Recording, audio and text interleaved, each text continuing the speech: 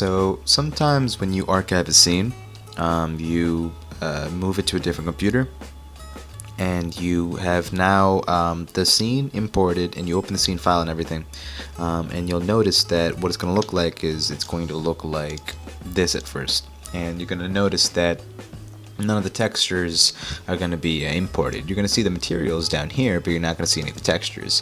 The reason why is because the location of those textures has changed from device to device. In the original device, for example, the location, let's say, well, actually, let me show you physically. So we'll take this scene, and we'll go to the location of where this scene is in my drive. So here is original, and let's say, for example, I take the original texture files and I move them to a different location.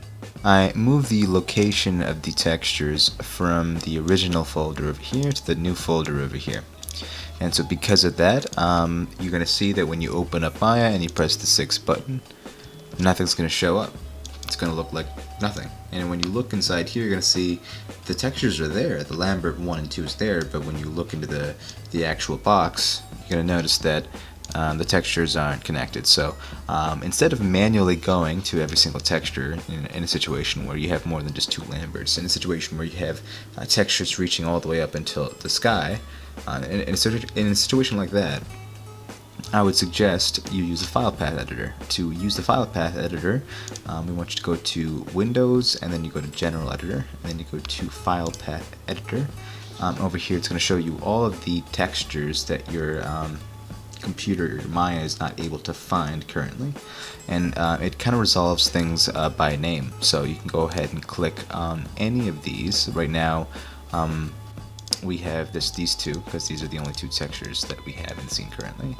And as you can see, it's going to search for these 2 names. So what we want to do is you click on the top button, which clicks all the textures, and you click on Repath Files.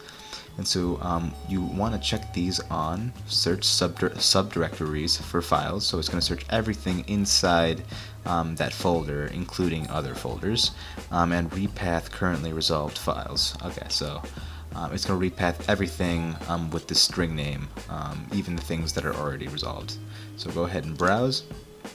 And in this case, we're going to go to the artwork folder that I have, and we're going to choose new. But you can choose pretty much, since I chose the subdirectory thing, we can choose artwork, and it's going to search the entire artwork folder, and it's going to see there's nothing in original, and it's going to see something in new, and it's going to automatically choose that.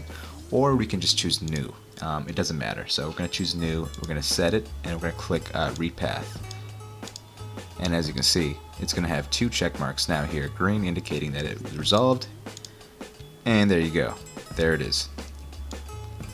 So there are a couple more features you can use with the repath editor, with the file path editor that you can play with, but the general point of the file path editor, in my opinion, is just to be able to connect all the files after you archive a scene. So that's pretty much it.